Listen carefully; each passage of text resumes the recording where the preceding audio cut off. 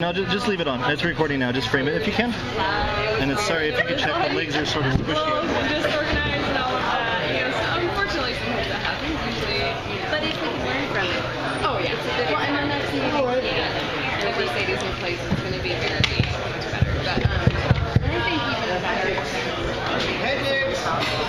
Back!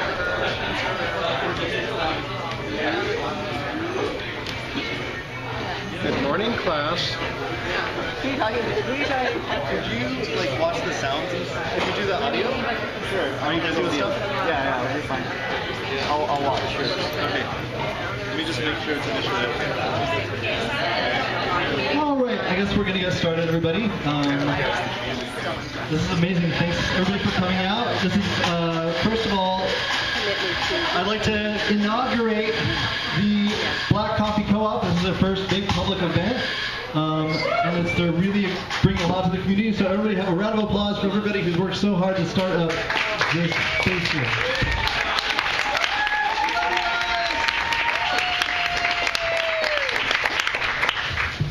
And make sure to drink lots of coffee until you're shaking, because that's what keeps you going. So, again, thanks everybody for coming out. As you probably know, this week is the one-year anniversary of the eviction of Zuccotti Park, the brutal eviction of Zuccotti Park that happened last year that put an end to the physical space of Occupy Wall Street. Following on that, there was brutal evictions of hundreds of camps across the country, and in the years since, we've seen a pretty terrifying wave of repression following, including military raids on activist houses in Seattle, and as many, but maybe not all of you know, a grand jury convenes that a number of young activists are actually currently in jail for resisting. So this panel was, the two panels that we're having today as part of this event were convened as a way to try to respond to this situation and broaden our perspective about the history of repression in the Pacific Northwest, hearing from some of the wisdom of people who dealt with this before. So we're very honored to have some voices of experience and wisdom here to share what they've lived through, how they responded, how the movements thrived in the face of previous repression.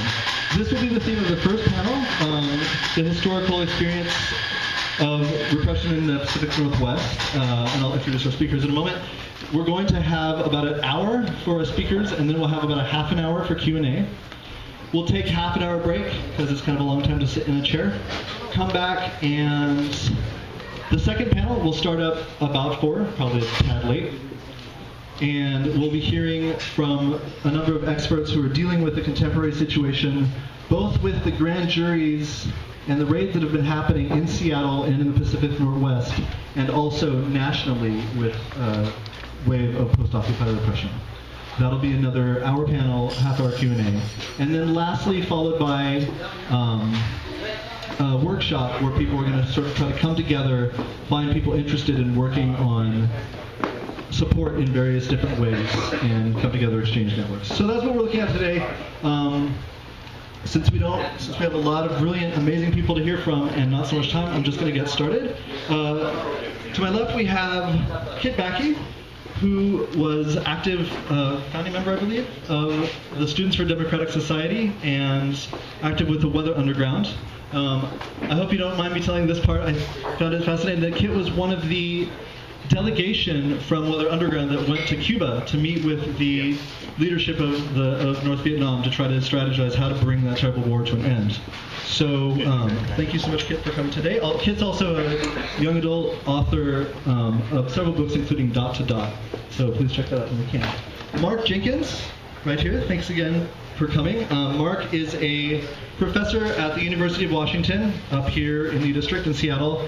A professor of drama, and has written a play called All Power is Necessary and Convenient, about the nature of the Red Scare in Washington State, which Mark mentioned actually happened before McCarthy. Everybody associates it with McCarthy. So we'll be hearing from him about the Red Scare repression that happened in this area in the 50s.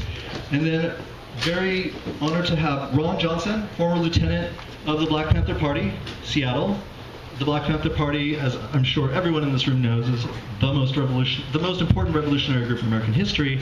And the Seattle branch, I just learned, was the first to start outside of California.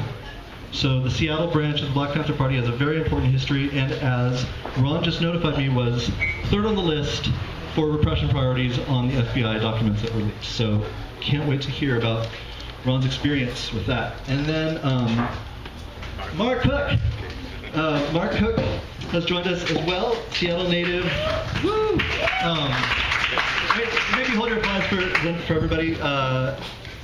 Mark has spoken at local events before recently, so I think some of you are familiar. Active with the George Jackson Brigade, amazing revolutionary group from Seattle, multiracial, anarchist and left communist coalition, majority queer, a group that in many ways sort of was cutting edge in a lot of its formations, as detailed in Daniel Britton Rose's recently released book, Guerrilla USA, that I would highly recommend. So I'm going to turn it over. This first panel is going to be basically a discussion. We're not going to necessarily just have each person talk, but I just would like to ask a question, and then each of you answer it as you feel compelled, as you feel interested in things, and you're not compelled to answer each question, just whichever seems interesting. So,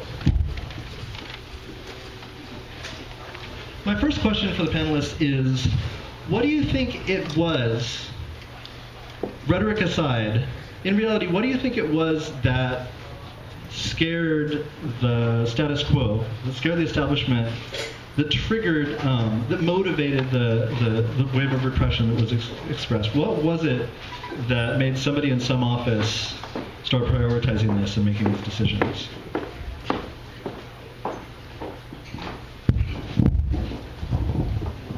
Well, since my subject matter goes back the furthest, maybe it's appropriate that we start. So as Sean pointed out, this play I wrote is about the early McCarthy era, before it was called the McCarthy era. The origins of what happened began back in the 30s at the very least. Actually, Seattle has a long and storied career of being having a lot of leftist activity from the IWW through early labor efforts and into the 30s.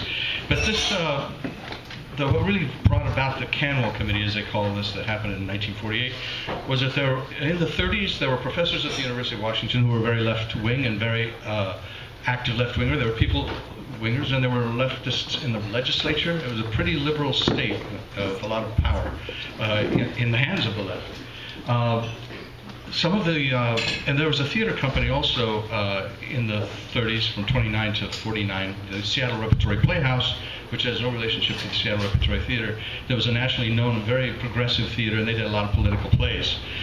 Well, some of the parents of the students at the University of Washington in the 30s got very upset. They were accusing the University of Washington of corrupting their children, subverting them, and so on. And there were some long-held grudges. Then when the war ended, World War II ended, and the Iron Curtain went up, there got to be a lot of fear in the general population about communism.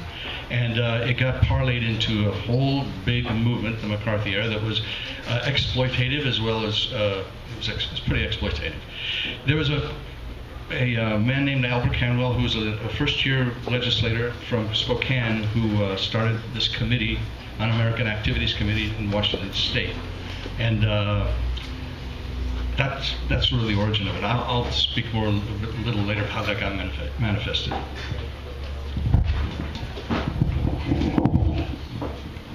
Good afternoon, everyone. Good afternoon.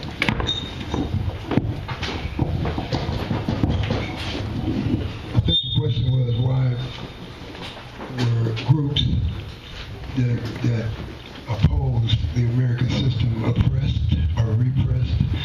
I think the reason why is because America works on this the basis that everybody's taken care of. If you're an American, the American government will take care of you. But when people begin to rise up and expose the contradictions in that concept or in that lie, where then people begin to wake up and say, hey, I'm not taken care of. I don't have adequate medical care. I'm not taken care of. I don't have a job. I'm not taken care of. I don't have decent food to eat. and stuff like that. And that's one of the main things the Black Panther Party was really was able to upset the government, because they began to educate the people that were believing that they could go to the government to be taken care of for their basic needs, human rights, and they weren't taken care of. In fact, they were being deprived of the human rights because of the American concept of greed, corporate greed, and corporate America trying to make profits. So the people were basically used as fodder so the corporations and the chosen few in this country could become rich, you know. And so when you expose that fact, the people become angry because they've been fooled that long. So people become angry on not just on an educated level, but on every level. They begin to say, this is why my children are dying. This is why we're dying. This is why we're hungry. This is why we're unemployed. Because only a few, I believe we say 1%, or only a few control the wealth that the majority creates, that the majority think that they're entitled to. So what you have to stop that voice, or else you get open rebellion. You have to silence the voice that exposes the contradictions, and that's why they decided to expose or destroy the Black Panther Party, because through active survival programs and meeting the needs of the people, we were actually exposing the fact that the greedy American government was not doing it. So the arm of the corporate America, which is the police and the FBI and COINTELPRO and all this type of stuff, they had to come up and they had to actively infiltrate, use clever and creative methods to try to destroy us, you know, like that. And so the more they tried to destroy us, the more we would expose them. And so the more we expose them, the more they tried to destroy us. And so we still have that perpetual thing going on today.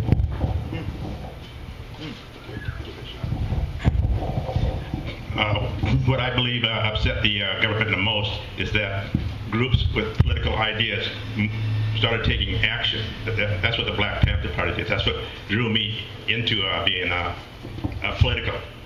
I was in prison at the time, and based on the program that Black Panther Party gave us, we set to work activating prisoners inside to get work projects. We changed the prison system in the United States during that period. The Black Panther Party was able to come into the prison and do a sickle cell anemia program.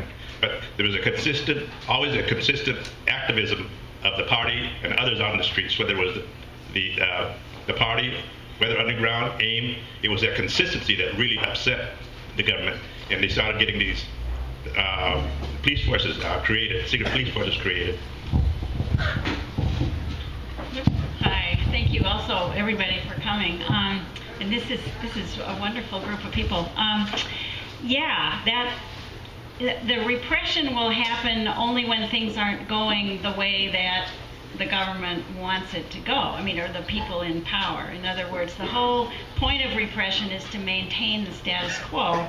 And if the status quo is being jiggled by resistance, as Ron was talking about, people noticing what's really going on, then the repression is gonna focus on the resistance. So it's really two ways. There won't be visible repression if there's no resistance, and the more resistance there is, the more repression is going to come down in all kinds of different ways, which I hope we're going to get a chance to talk about a little bit.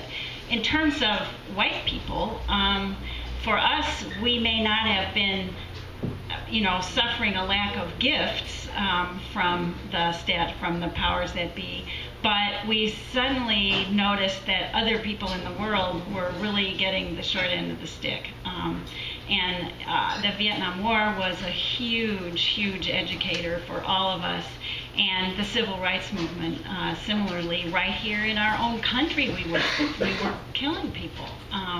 And that was not the way it was supposed to be. For people of my generation, we grew up thinking America had saved the world from fascism. I mean, we thought we did. Our parents, killed Hitler. We grew up thinking the government had really rescued the world for democracy. And then as we got a little older and we saw the stuff going on in the South and Selma and et cetera, and then the war in Vietnam, we realized, this isn't true. Something is wrong. And that's kind of when we noticed that the world was different than we had been raised to think it was.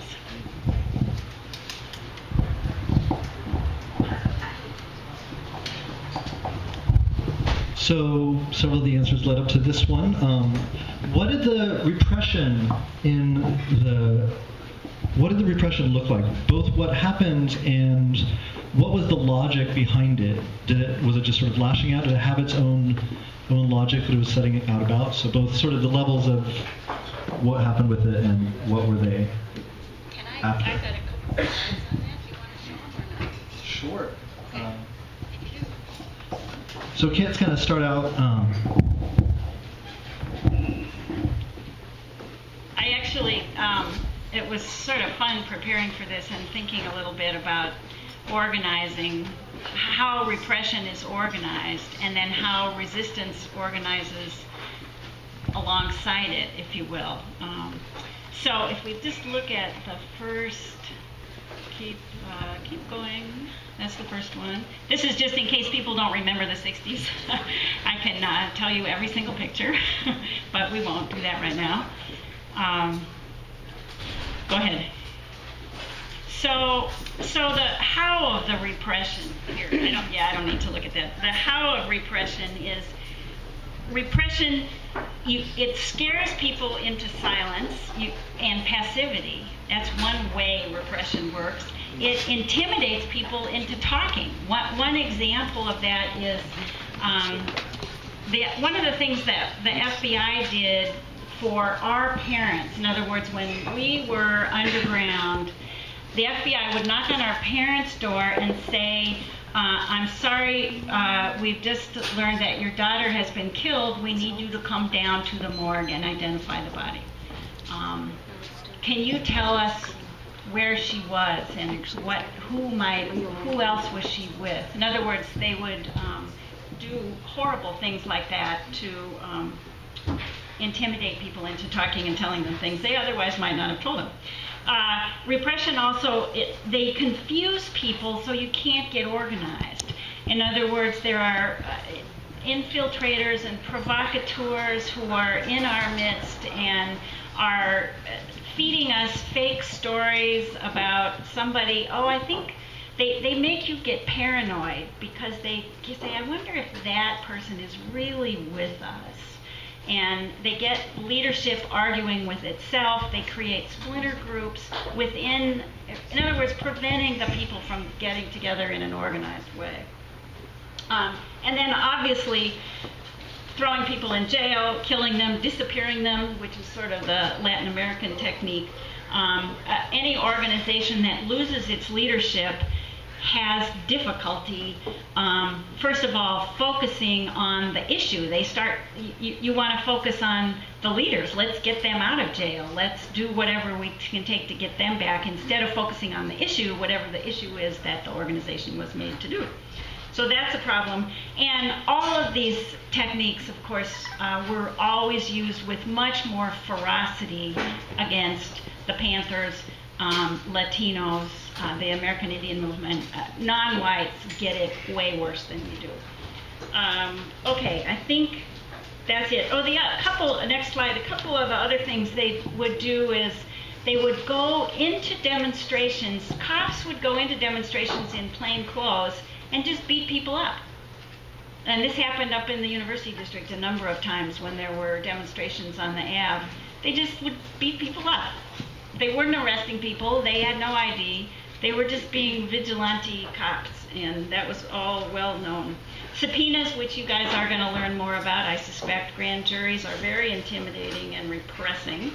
And murder is obviously the sort of last ditch, or if not, anyway, murder is another way that movements are repressed. I talk about carrots and self-repression. I think people can repress themselves, and I think people can be bought off. And that's the carrot part. I mean, it's not all a stick. It can be a carrot. They can buy you off. They can bribe you. Repression is very creative. It can be very creative. So we have to be just as creative. That's awesome.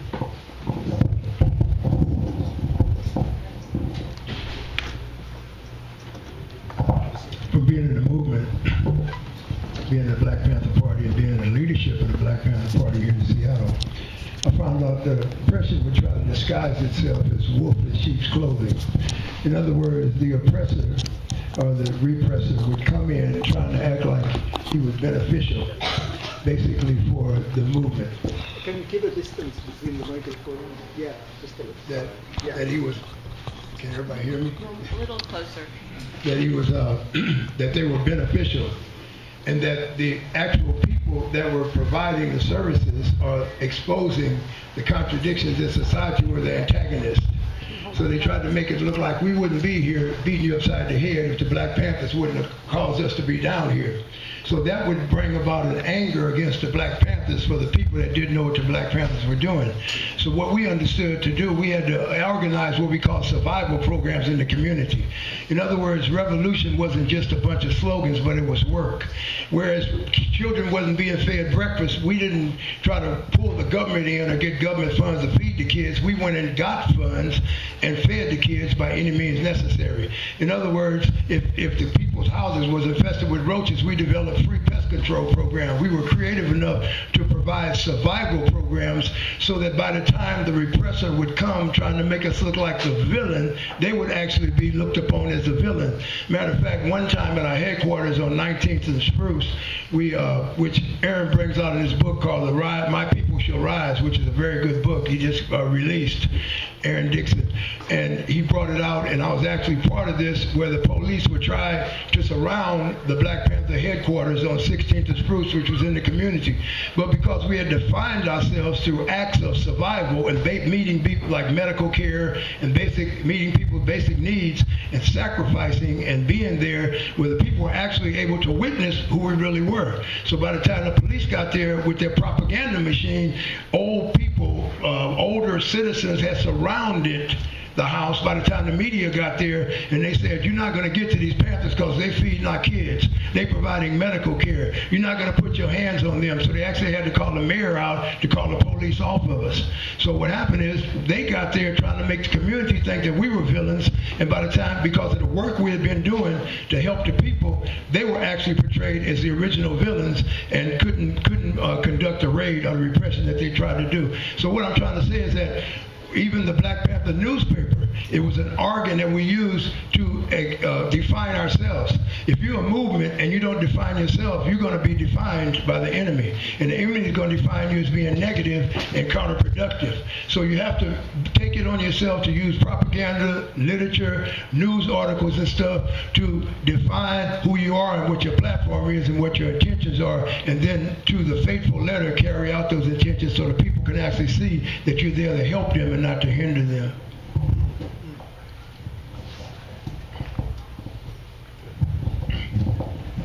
Well, back in the 40s, with the anti-communist hearings that took place, these people weren't really on the streets fighting. They weren't as confrontational by any means as the Panthers and the Weather Underground. It was much more, quote, civilized, I would say. And people were following rules and regulations and supposedly laws. The interesting part of that was how much those rules and regulations and laws were sort of set aside and winked at by the powers that be. And so it was a little more subtle, and there wasn't so much blood spilled in the streets, but there was a lot of lives ruined by this repression. And what I found interesting was the range of response to the repression from these mostly middle-class people. Everybody's feet were put to the fire, and there were people who responded vastly different ways, which I think is useful for the Occupy movement to know when you're really under siege, is that it's going to really test the character of each of the participants. Some people are going to stand up, resist, maintain their integrity and honor, and suffer the consequences. Other people will preserve themselves, but try not to get anybody else in trouble. There will be some people who will crack and name names and cooperate. There will be some that will be more than willing to. And there will be people who lie and perjure themselves for it. I think this is a typical response to. This is one of the typical what you could expect if you're really under siege. The government, one of their means of repression is to silence people. The Panther Party put out a newspaper, and they wouldn't be silenced that way. While I was inside the penitentiary, we got Panther papers they were taken away from us by the administration as soon as they came in. So we did what's called a Janus activity. We created an underground that criticized the administration severely, and then we also, on the other phase, criticized that group for trying to bring repression down on us. Well, of course, the prison population supported the underground. They didn't know who the underground was. And like I said, there's 5 of us. We were the underground, and we're also the ones who instigated against the underground. What happened? Yeah, what happened was that prison was eventually locked down, and we were printing this underground newspaper. The administration didn't know how we were printing. It came out on a what's called mimeograph paper, but they shut down all the mimeograph machines, and it kept coming out. Then they took the liquid to use in mimeograph machines. They shut all that down, and we still came out. They locked us down. Everybody was locked down in their cells, and the paper still came out. So, and this was our underground portion of the event. To undermine us, the paper itself, the administration said, okay, we're going to listen to grievances. And they asked people to come forward. Of course, the straw bosses, which are not straw bosses, but the prison bosses, prisoner bosses came out. Prisoner bosses are guys who are heads of shops or recreation or, groups, whatever it is. He knew who they were, so he asked them to speak for the whole population. So he called them in and asked what the grievances were. Of course, I was in the Panther Party, so I was one of the bosses at that time. The other main people in the underground were all Canadians. I know it's surprising to a lot of you, but they were very revolutionary during that time. And they're the ones that taught me a whole lot of new tricks. So we went before the administration and told them what the grievances were. He passed it on to Olympia, which were his bosses. And the prison administration was told to give us some kind of, be some kind of a part of the governing of that institution. And so the warden told us to sit down and write up a document. We wrote up a document. It's called RGC. And the Canadians started off with the letters RGC, and then we had to figure out what they was going to mean later on. The reason they did this was there was one prisoner named Wayne Roberts, and we wanted to get him out. He was doing life sentence. We wanted to get him out of the penitentiary, kind of escape type thing. Well, anyways, R stood for Roberts, G stood for Goes, and C stood for Canada. He was a Canadian, and we got him out. But anyways, it was officially known as the Resident Governmental Council. Okay, that revamped all the prison policies in the state of Washington at that time. Prisoners were able to be more than an advisory council.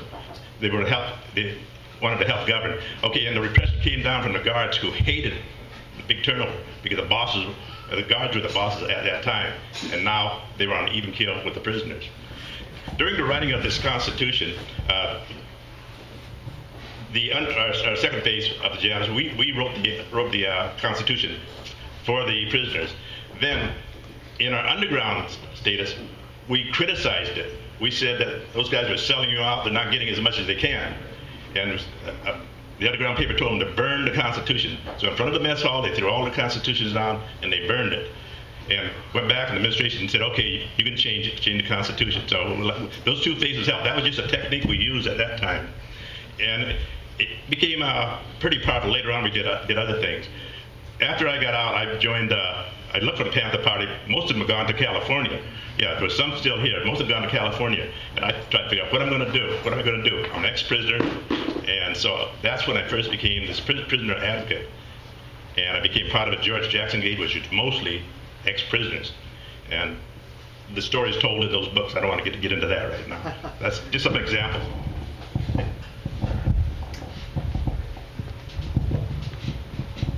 The next question I was going to ask, I think sort of came into that one, which is sort of what was not only the nature of the repression, but the response to it, but it sounds like the two were so intertwined. So feel free to add anything else that comes out about that, about sort of strategies in defense and in resistance to the repression. But the next question, I guess, is more, what were the strengths and the weaknesses of the movement as a whole, or even kind of the moment that came out, that maybe weren't so evident, but that came out through the repression and the response to the repression?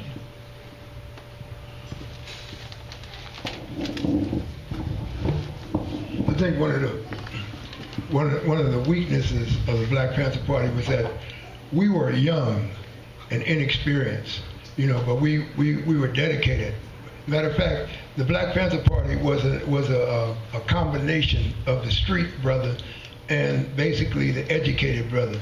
You say Bobby Seale was like the street brother, you know, that had the street savvy, but didn't have the legal or the intellectual knowledge or ability to carry out, you know, so it was like a street. And then Huey would be projected as the intellectual brother that basically had the not college know-how and the legal system and stuff like that. So they had the concept, they said, let's organize, let's combine these two traits, you know, the zeal of the street person, you know, and the knowledge of the intellectual. Let's put them into one, you know, into one. So the platform, the party platform was formed. And so basically one of the tactics was to intelligently confront, you know, the system, not just openly and do it with emotion, you know, because that would be to their advantage. So we formed like what we call police patrols, because there was a lot of police brutality going on in the community. Police would jack people up, isolate them, and beat them, and brutalize them, and stuff like that. And we knew that was unlawful, you know, for the police to retain somebody without probable cause, because that came from the intellectual side. And so to confront them came from the street side, you know, like that. As a matter of fact, we would follow the police, keep a distance, get across the street and say, if the police pull somebody over for probable cause, what they were trying to get probable cause, profile them, and just pull them over because they were suspicious, violated their rights, we would tell them we wouldn't be too close, or we'd be smart enough to be far enough away, or we wouldn't be arrested for getting in the police way, but we'd be close enough to where they could hear us, and close enough where the police could see our guns. And so we would also let them know, hey brother, you got the right to walk away, you know, like that. If they don't have no right to arrest you, you don't have to answer no questions. You don't have to let them go in your pockets. You don't have to let them search you and stuff like this. This was before the Patriot Act and all that stuff, where they just go in folks' pockets now. But they, you know, they had to have probable cause to go in somebody's pocket. It was called illegal search and seizure. So we would tell them and read it right out the law book, you know, like that, the rights. And so the brother would actually walk away. And then we tell him, walk to us, you know, come behind us. And they come behind us, and we, you know, slap the guns up, and the police, the cowards, they, you know, they didn't want to confront the guns, so they gone back to the station mad, trying to figure out other ways that we can get around this particular tactic. But that's one of the ways we got around, you know, repression was dealing with, you know, merging the intellectual. When we started the free medical clinic on 19th and Spruce, we found out that people weren't getting adequate medical care, so we terminized that as a form of genocide. Because if you have a right to medical care and you're not getting it, it's genocide, because they let you die. So what we did, we got liberal doctors, and they would come in and they would start medical procedures right in the house. They would get appropriate medical equipment, you know, like that. I say appropriate medical equipment, so we could set up clinics right in the house and stuff like that.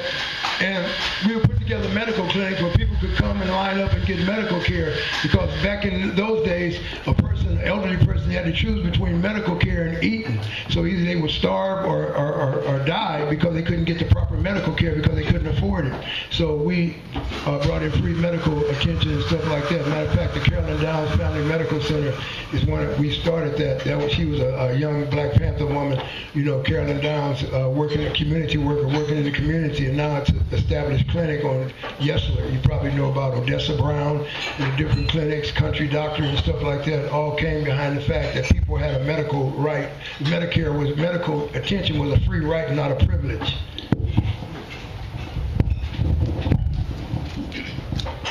Well, yeah, the question being, what was strong and what was weak about the people who were under siege? Is that right? Is that the... Yeah. What came out through the repression about the character of the movement? Yeah. So most of these people who were targeted in the 40s most of them were middle class. There were a lot of union people, a lot of working class people too, but the part that I'm aware of mostly that I researched was about professors and theater people, and they were all living fairly good lives. I mean, so the leverage was their livelihoods, and the committees managed to destroy, and the FBI, lots and lots of livelihoods. People went to Canada after this they couldn't work anymore. One of the people who was fired from the university had been a carpenter. He went back to carpentering, and the FBI would come to this construction sites and tell the people the boss that you've got a communist working for you, and they fire them. So that was their main means of, and they also were contempt trials for people who didn't cooperate with the hearings, and some people went to jail and were fined for that. Now, in terms of the strength of the movement, there were some people I think were really admirable, intellectuals and who really embraced Marxism, and they viewed the whole world as the capitalism was failing, and what was going to happen was either fascism or communism, and they embraced Marxism, and that was sort of the whole thing. The weaknesses of the movement, I think, were what I've already spoken to. The variable characters who were involved, who could withstand what. So that was really nice. Okay, I was thinking we could change the pictures. Yeah. There's actually people are kind of bored, I'm sure, at that. So no, go to the end. Keep going. One more, another more. There. Why don't you just let the pictures stay up for a while? So the sort of how did the movement respond to repression in the late 60s and early 70s, I guess would be the question. Part of the way we survived, of course, was that we were swimming in it was easy for us to hide and not get caught. We, first of all, knew how to dress up and look like a regular person. We knew that we could go anywhere in the country. I mean, the youth culture, the youth movement in the country in the late 60s and early 70s was so wide open and so trusting. You could show up in any city in the country, and you could find the neighborhood, and you could go there, and you could find a place to sleep. You could find food. There would be people to take care of you. You could find lawyers. I mean, there was this sea, and that Mao has this quote about the people's armies floating in the sea of, I forget what it is, but that was really like that. So we had a lot of support that way from people who didn't have the nerve maybe to do what we were doing, but they were very supportive in every other way to help keep us alive. Let me talk quickly about the response to the federal conspiracy indictments that came down here in Seattle, the Seattle 7. The Seattle 7 originally were 8. One guy split, went underground, and never showed up for trial, and hasn't really. He is enjoying a nice rest in somewhere else.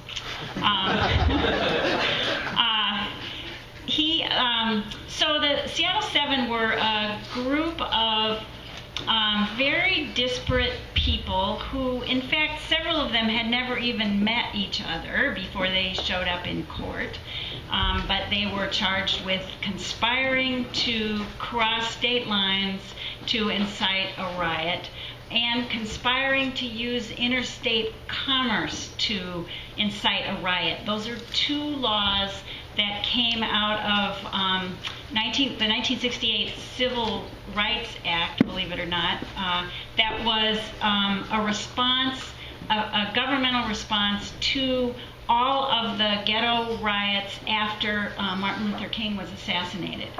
There were all those riots, and one of those, I think the crossing state lines is known as the Rat Brown Law, because he went from, I think, Maryland to DC and whatever.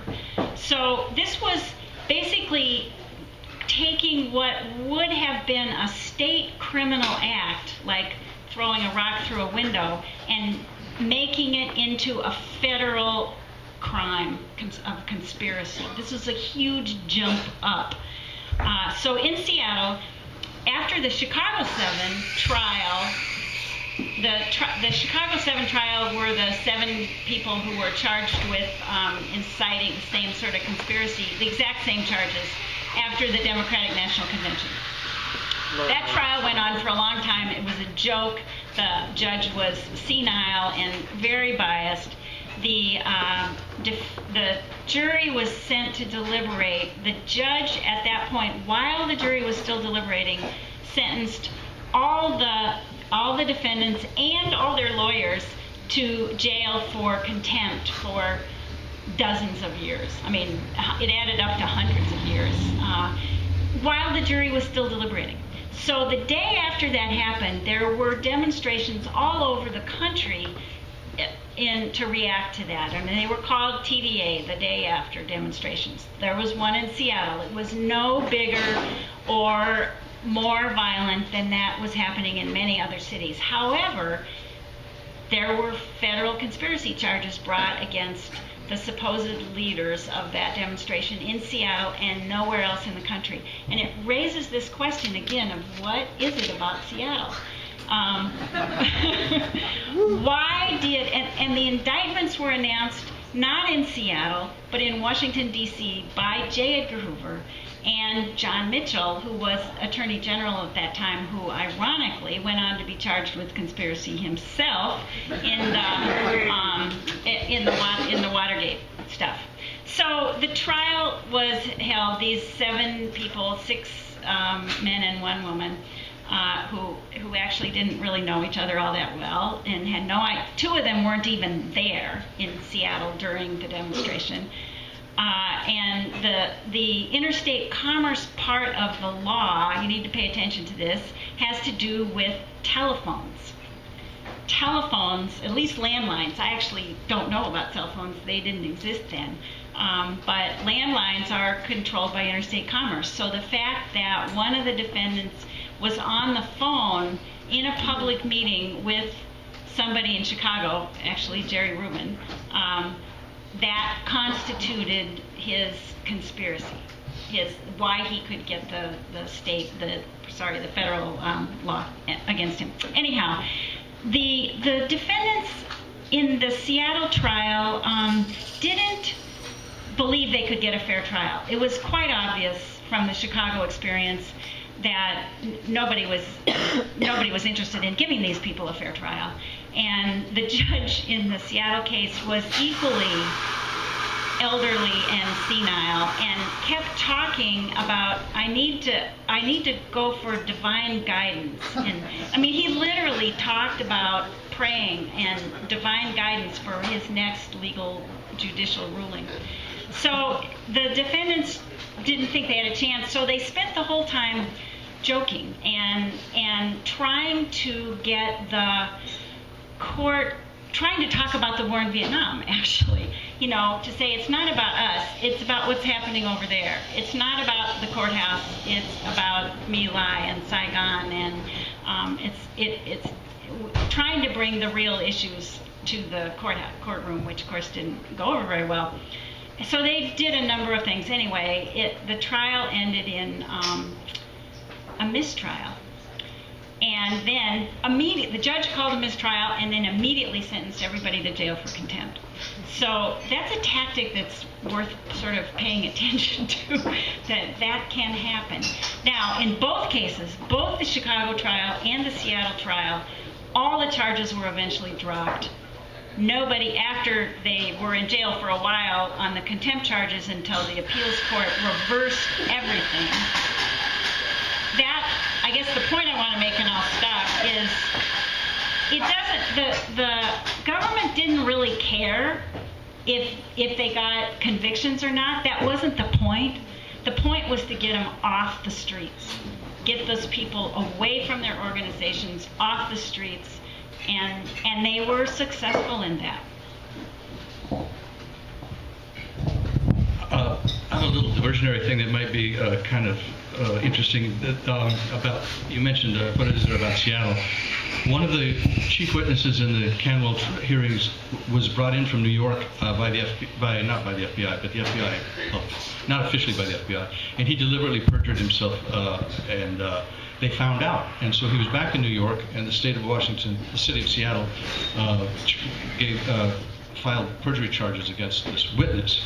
And so he went to a judge in New York, and the judge, this is what the judge said, what he wrote back. He said, from what has been said, I learned that in the state of Washington, there is any number of trained and iron-disciplined communists who have operated with seeming immunity.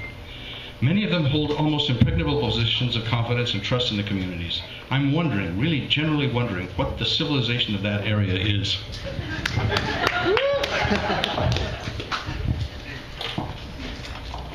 Being of a certain age, I remember when they referred to the state of Washington, as they said, the 47 states, no, the 47 states and the Soviet of Washington.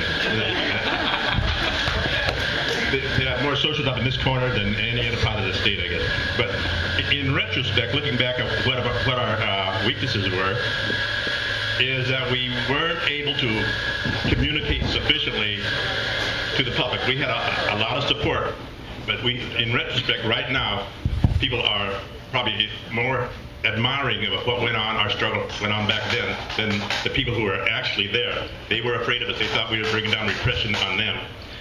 And it was a hard struggle. But these newspapers that came out, and there was newspapers from everybody. I mean, not only the Panthers, there was the AMU, I forgot, Accessory Notes or whatever, remember that? I think it still exists. The Native American papers, the Weather Underground put out several different papers, even though they split, they kept trying to communicate. In the end, they're more communicating with themselves than they were with the public. And it's important that if you become involved in action, what you do, you're trying to represent the majority of the public. Things that are taken away from us, like right now, the Constitution is being taken away. The right to habeas corpus is being taken away. The right to privacy is being taken away. And these things have to be conveyed to the public. If you're an activist or whether you're just into the rhetoric, you have to let the public know that this is serious. It's going downhill. When I was working with the brigade, our attacks were on the corporate. We attacked the corporate and the government. We attacked the Department of Corrections when they were repressing people, prisoners, did a bombing in their office after everybody was gone and blew out that whole floor, and they changed their policies in the prisons. They let people out of the hole that were kept in there for a long time. By the way, right now, I'm working with as a prisoner advocate with the people in California, and you probably heard of it. They've had one of the longest and strongest struggles down there. They have people 30, 40 years in isolation, never been out. And they did the prisoners, 60,000 of them went on hunger strike for 3 days, 60,000 prisoners. And that's a lot of support. Looking at California prisons, if you've ever been there, ever worked with these people, you know there's very diverse groups. There's the black groups, Chicano groups, and the white groups that are against each other. We're against each other out in the population. These have all been joined together. And for the last year and a half, they've been solidified. The leadership of all these groups have solidified them. And I give all the support I can to it. That's one reason I'm a prison advocate. I continue with my work. But going back to some of the work that we did in the 70s, we attacked the Laurelhurst transformer because the workers were on strike. The union workers for the city were on strike. They had a lot of conditions. Women were not being given the same wage as men in certain areas. And after that was done, we got a message from the city light workers, and one of them said that every New Year's, this happened on New Year's, every New Year's after that, we have toasted the George Jackson Brigade. And you know, sounded pretty, I won't say phony, but I actually met one of them up there in Freeway Hall, and she said, yes, that's what we did. We actually did that. And there was a lot of actions they got behind that struggle. But our attacks were on the corporate and on the government.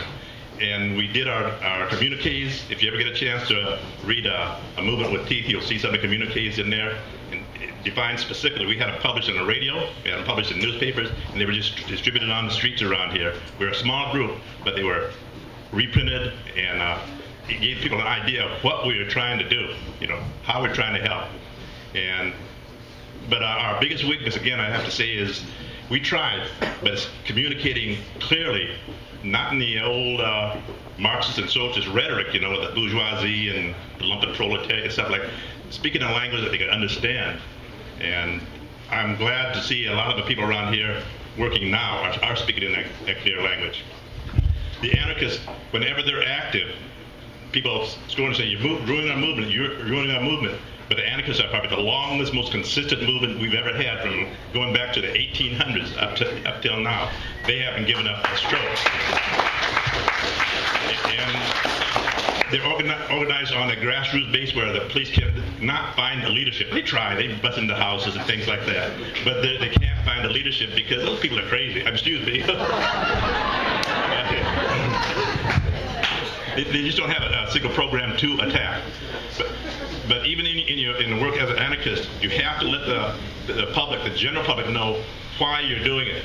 If you attack Starbucks or pennies or roads or anything, let the people know why you're doing this stuff. That's very important because that's going to be a weakness in your organization, in your work. One of the major things that we did a lot of major things, but one of the major things we did as the Black Panther Party, you can't be afraid to form allegiant alliances with other groups that's along the same principles that you have, like that. You can't isolate yourselves. And as long as we isolated ourselves, they were able to do secretive things to us, and nobody knew about it. But when it came all across the country, that COINTELPRO, everybody know about COINTELPRO. I believe that's counterintelligence, like that, FBI counterintelligence, which I always say is an oxymoron when you mix intelligence with FBI. But what it is, what they did, they tried to compile information on different people, church leaders, Martin Luther King, and everybody all across the country. Anybody that ever said anything against America, if you said that the army uniform shouldn't be green, in foreign countries, well then, they put you on the list as being, against the United States government, no matter what your intentions were, no matter what your motives was.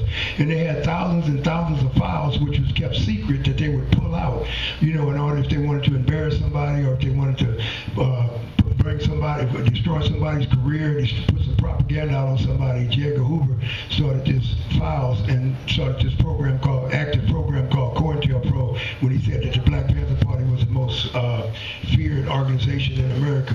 But anyway, what we did, we formed alliances all across the country. The Panthers formed alliances and different groups formed alliances.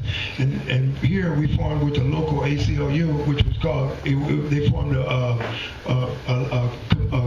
organization called Committee Against Government Spying.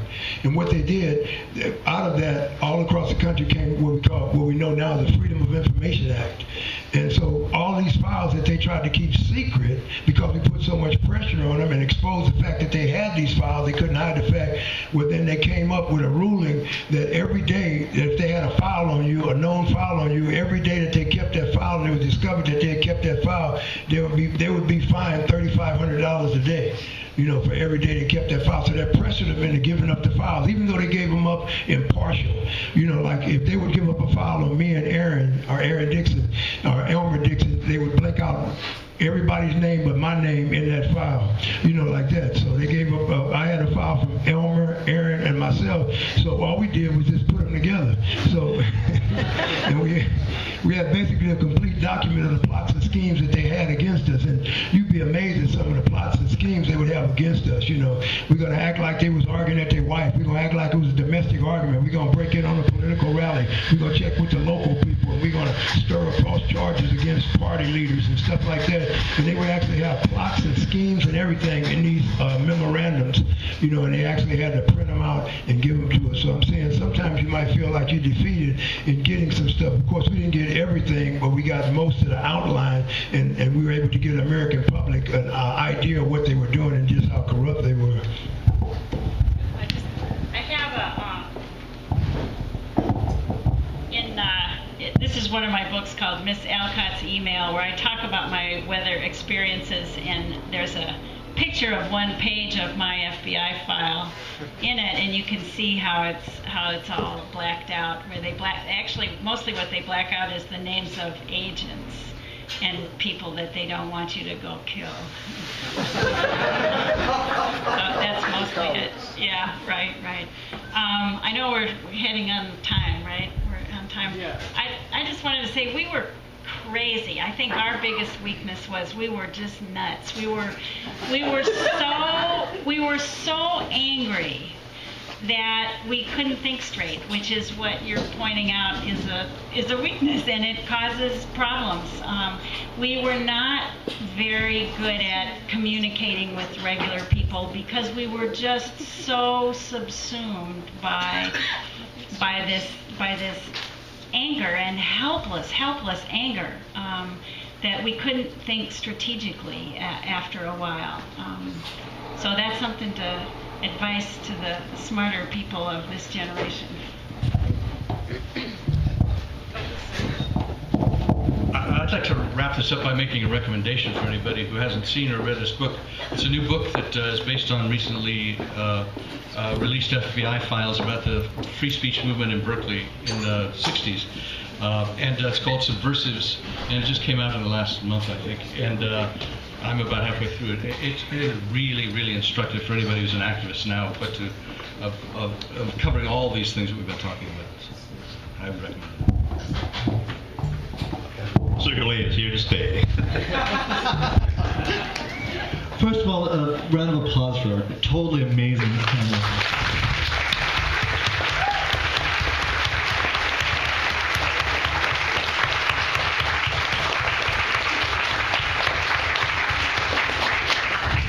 So I think moving around is kind of packed in here, so that would take up a lot of time. I guess what we're going to try to do with the Q&A is maybe if you have a question, raise your hand. I guess I'll call on people, try to rotate it fairly, exercising critical stack, of course, and maybe just say your question.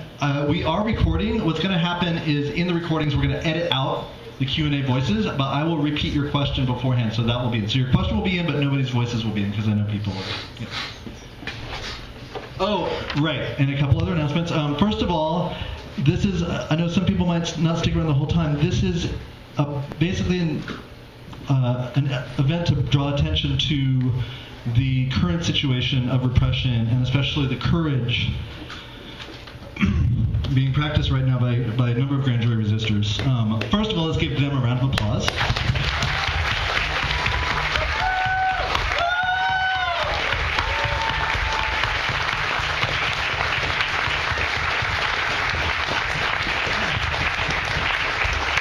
And also, as you can imagine, it's an extremely demanding thing to try to go up against the kind of institutions that they're going up against. So they need all the help they can get. We have a jar up at the front. If you can please do what you can to donate that. Part of that's going to go to cover the costs of transport for some of the speakers for this event, but after that, all of it's going to be going directly to the grand jury resistors. I think mainly to their commissaries and to the, yeah. So please pay attention to the jar on your way out, and that's who it's going to. So yeah, we're going to have questions, and then I'll repeat the question so we can have that in the recording and take it to the panel. In the red jacket. Yeah, during the discussion, somebody said dress up like a normal person, and then when you talk to regular people, I would like someone to define, please, for me, what is a normal person and what is regular people? I don't know if everybody heard that. The question was, it was said in the panel to dress like normal people and speak like normal people, but the question is, what exactly is a normal person? Essentially. I think that was me. I certainly meant no disrespect. What I was talking about was just people who weren't full-time in the movement. That's normal people. I just want to say that nobody's really crazy. People are just fed up. I believe that people are just tired, like that. And when we talk about people being crazy, what we say that people are creative. They're creative enough to come up with stuff that somebody else hasn't come up with, to catch the system by surprise and stuff like that. Because when we were Black Panther Party members, I mean, we was wild and outrageous. We did a lot of stuff that you look back now on and you say, wow, how did we live through that, like that. But we applied those methods, and ironically enough, those methods were successful.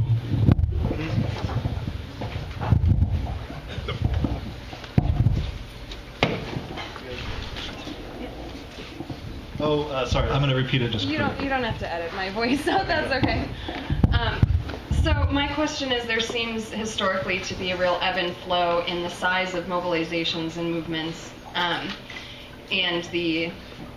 basically the amount of organizing that's going on. And right now, we're seeing this new sort of birth of a new mobilization, and I'm wondering what your suggestions are, what you've learned from your experience, how we can maintain this better than other movements have been maintained in the past, so that it doesn't sort of dissipate in a few years, which seems to be what's historically happened.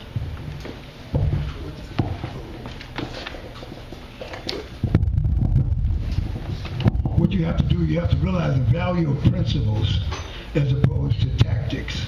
In other words, you might not like somebody's tactics, but if the principles behind those particular tactics were successful, you should respect those principles, because principles, I believe, transcend time. In other words, principles are like, I believe that principles are like laws. If I throw a rock up in the air, gravity's going to bring it down, right? Because that's the principle of gravity. But now, just because I don't like who's throwing the rock up in the air, don't mean that I'm going to discard that particular principle of gravity or ignore it. So what I'm trying to say is that in your movement, in your creativity, establish and study the historical perspective of the movements and look at the principles, try to get with them and find out what principles they have, like principles like sticking together, principles like commitment, principles like loyalty. Those are universal, like that, and those are necessary in every movement. So that, I think that's one of the benefits, will be one of the benefits. And another benefit, we have to realize that it's not going to be another Messiah. It's not going to be another Martin Luther King. It's not, because the government has band-aided itself against that successful movement like that. So we have to move on individuals, and individuals collectively join themselves together to realize that we all have a purpose and we all have a plan. I might not like the way you wear your hat, like that, but that doesn't mean that I have to push you out and isolate you. I have to look inside of you to see what you stand for, and we have to stop judging people by surface appearance, like that. We have to realize, that we have to establish positive and workable principles. Within the party, we're socialists, communists, and anarchists, men, women, and some gay. But most of us came out of the prison movement, and that's something that we understood. The principles, in a sense, started there, and that's what joined us together, and we figured we could work together. There was a statement of the George Jackson Brigade that's put out, as probably long lost, but in it, it stated the principles of each organization. And we stayed together, we stayed tight, nobody ever rolled over anybody else, and we have stuck together to this day. Today, I still communicate with Ed Mead and Bo Brown, and we're still activists. All of us are still activists. Nobody has slipped away from it. Therese Coupé, she still works with the community down in San Francisco. Bo Brown is really popular down in Oakland. I don't know if anybody knows about Bo Brown, but she's probably stronger down there than me and Ed are up here. But we just stay active. Like we start off in different groups that we knew that the government, whether it was patriarchal, sexist, just authoritarian, fascist, it was the same target. We might have given it different names, it was the same target. We're able to work together and just stay with that thought. If you believe in it till you die, She can grow old. I'm getting old and moldy, and my memories just disappearing on me fast. But I stay with my thought. I'll stand by people. Anytime I have a little money to give to somebody who's doing work, I do it. And you should do the same. Thanks.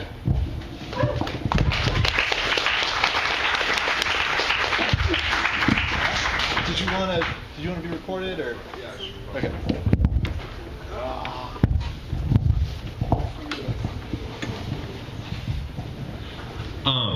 My question is, how in repression, right? How do you deal with dynamics between, like, for example, the Oakland Panthers and LA Panthers, and a lot of people who are lumpen proletariat, been to prison already, been through it already, and people who have not, that you're both organizing on the same ground, but like coming from very different spaces, and not, and forgive me everybody in here, but coming from someone who's done time, like I am always skeptical and worried about people around me and how well they can handle both holding their water, but also how they can psychologically handle being incarcerated, period, especially if they've never been incarcerated as a youth or anything else. So.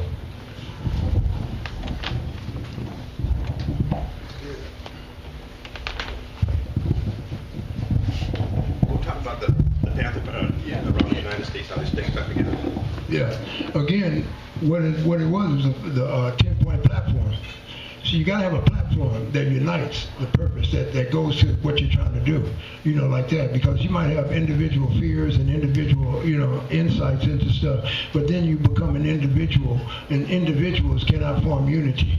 So in order to form unity, the individuals must come collectively together and commit themselves to a platform or principles, you know, like that. And the way the party did it, we had the 10-point platform. 10-point platform was put together from the needs, the beliefs, and the wants, what we believe and what we want, you know, like that. And it was 10 points that dealt with basic human needs and basic human rights.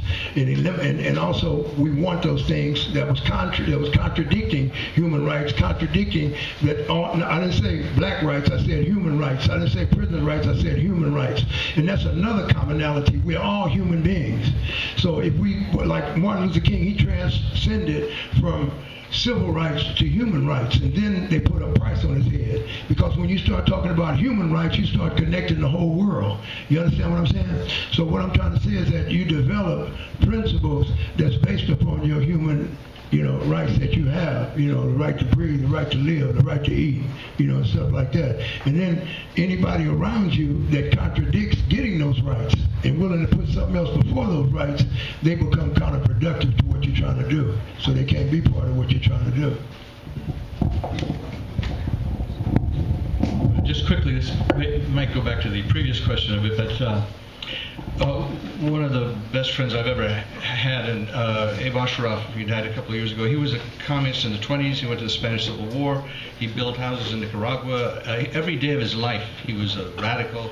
And what he taught me was that at the bottom line, what any of us are trying to do is to enlighten our fellow beings at some level. And that's a revolutionary act. It can be a revolutionary act. And we do it in all very different means. But that's what got him out of bed in the morning. So I have a chance again today to enlighten somebody, to expand their consciousness. I want to say quickly also, to be part of any revolutionary progressive movement, you have to have the concept that there must be change. You can't focus yourself in a position as to where you become unchangeable. You know, you have to realize that everything around you is changing. So, you know, you have to realize that the platform has to be ability to adjust and change according to the individual, according to the situation that you're dealing with. So it has to be changeable, but when it's changeable, you never take away none of the basic principles that it's founded on.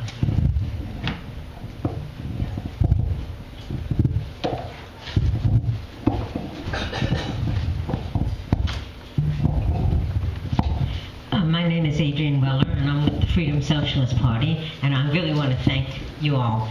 And in the line of what you've been basically saying, I mean, it's really obvious the government is trying to isolate the anarchists, and we need to do everything we can to see that that doesn't happen, because that's the first step in basically isolating each group and destroying movements for change. What ideas do you have about how we can basically get together and work together to be able to keep the government from achieving that? Because that's essential. We cannot let them isolate the anarchists. And I know there's the labor movement, there's, you know, liberal movements, there's the socialist movement, and there's people who aren't in any movement but have, you know, different ideas. In what way could we all come together?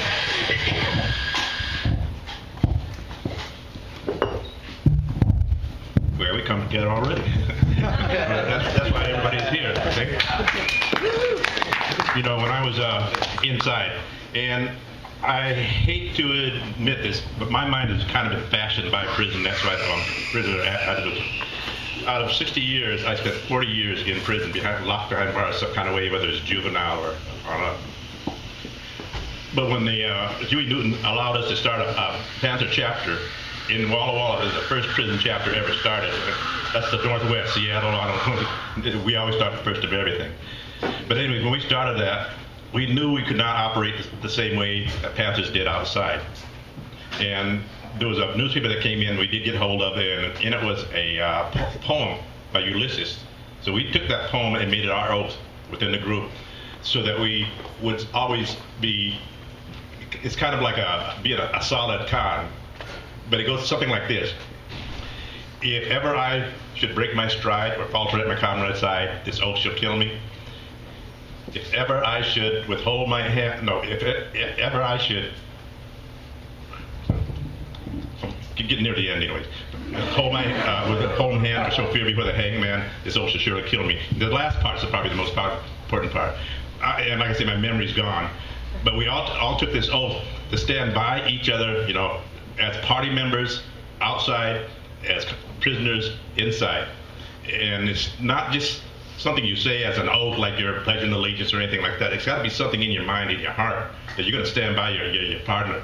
It's not right or wrong. It's not one of those things where you stand by them right or wrong. You stand by them as long as they are principled.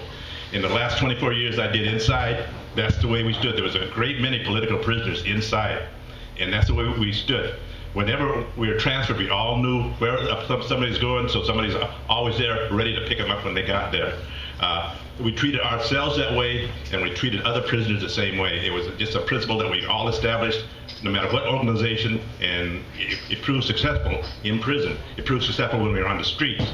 I hope you guys think the same way. When somebody says, you know, they're trying to be a true anarchist, a true socialist, a true communist, or a true whatever, you know, ask them, well, what's the principle of it? I mean, who are you against and who are you for?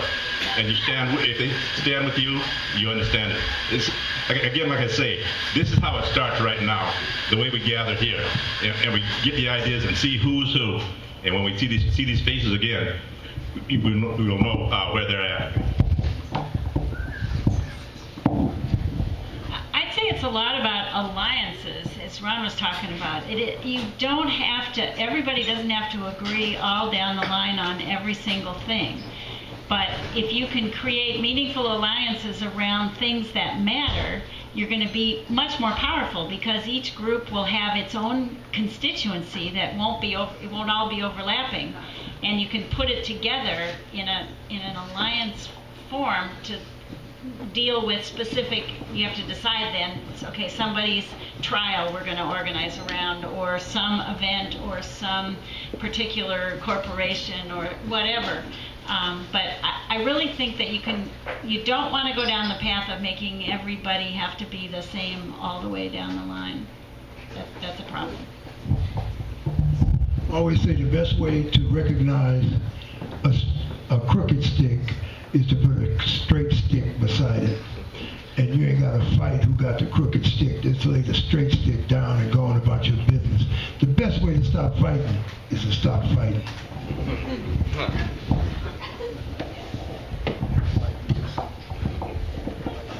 I think we can take one. Oh gosh, I think we can. We'll take these last two questions, and these two can first, and then we're gonna have to take a break. Did you want to be recorded or?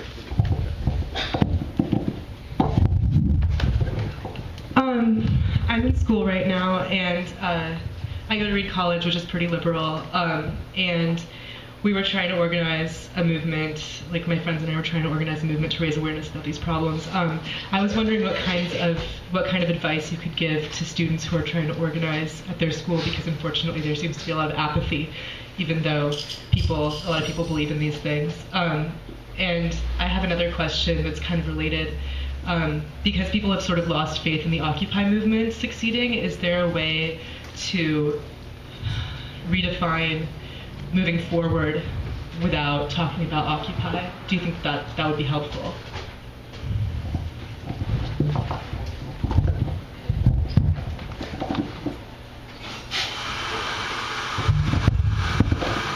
In the Black Panther Party, we used to say that power, the definition of power, is the ability to define phenomena and make it act in a desirable manner. So exposing contradictions and defining, what's taking place around you and make it act, not let it control you, but you control what's taking place around you.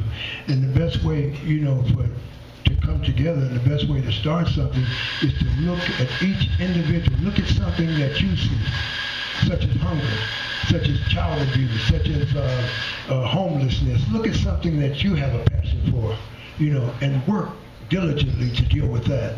And somebody else come along and see hunger along with homelessness. You working with homelessness, you working with hunger, because they have a passion for that. And so what's bringing you together is not so much your individuality, but the common passion that you have for to eliminate suffering, to eliminate human suffering. And that's what you look at, and seek out each person that want to work with you. What passion do they have? What do they see that's hurting human development, that's hurting human existence? And work at eliminating it. And as you work at eliminating it, what your passion, their passion, and you come together with common principles that you're trying to make human existence a better thing. That's what we all for. That's what we all want to do. Well, then you will be able to have unity. You'll be able to come together collectively, and you'll be able to deal with numerous issues.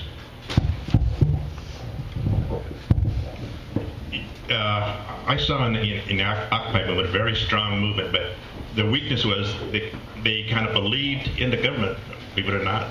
When the government made a law saying you can't stay there or you can't stay there, they'd break up, they'd move to someplace else. But there's sometimes, if you have to say, when you're going to be a revolutionary, you got to break the law. So no matter what they say, you can't stay there, the heck with it, I'm breaking the law, we're staying there. The student movement in the 60s and 70s was that way. They always said, you cannot demonstrate this way, you cannot occupy this building, that the students went ahead and did it anyways. So, you know, every outlaw is not a revolutionary, but if you're going to be a revolutionary, you got to be an outlaw.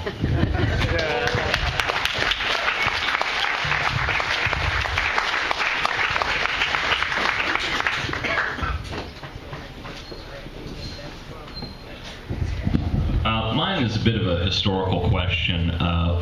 When the Days of Rage took place in Chicago, Fred Hampton famously called those actions custoristic, and because of the fear that he had that it would come back on the black community. I'm curious if Ron and Mark and Kit can say, looking back 3 decades, whether or not they agree with that statement that he made at the time.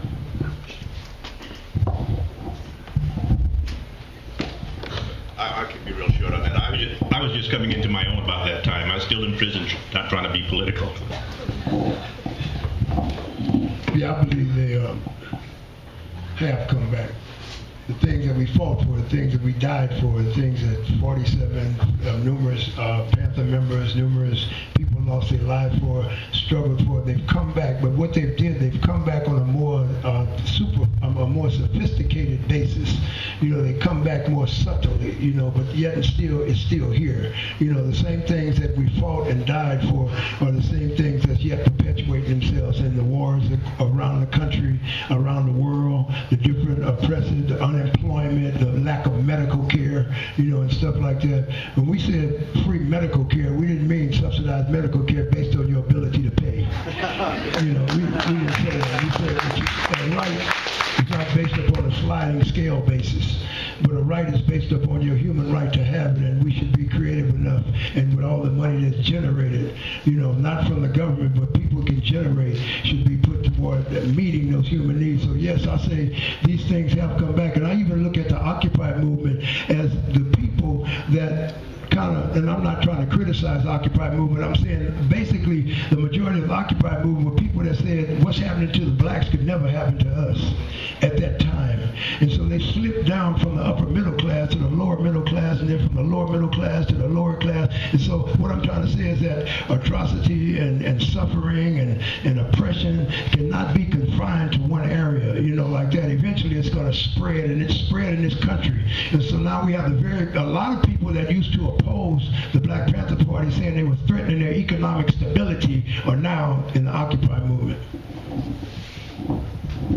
Well, Fred Hampton was right, and he was shot in his bed not many months later. Yeah, as I said, we were crazy.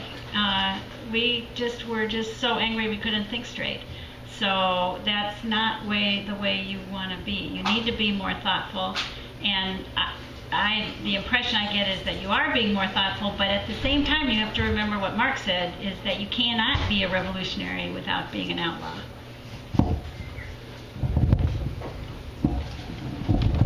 One more round of applause for our panel.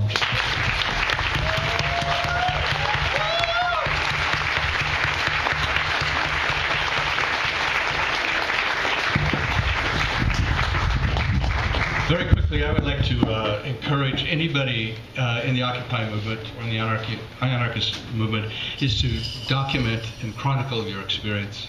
Write a play or a novel or a short story or something that exposes what your hearts and minds are about for the public. So we're going to take a 25-minute break. We're going to come back at 3 o'clock. We have another panel about, speaking of being intelligent, that's going to give us some help on the current situation. So everybody make sure to come back for that. We have a couple announcements as you're on your way out. There's a noise demo tomorrow at CTAC starting at 3:30. So I'm not sure if there's a carpool around for that, but just meet at the CTAC Detention Center. See anybody at a table or me for more details, I guess, if you need them. Also, there's an amazing journal made by some of the folks around here. There's going to be an event tomorrow night, 6 p.m. Journal is called Lies, a Journal of Materialist Feminism. So please show up for that as well. It's waiting till after the noise demo. Great, thanks. Have a good break. See you in 20 minutes.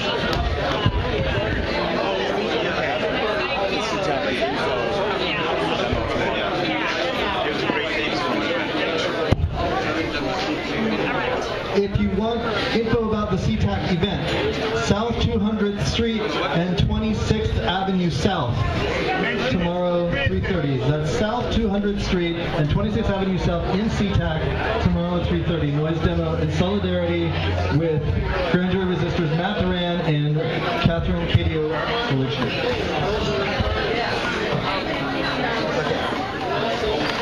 Rock.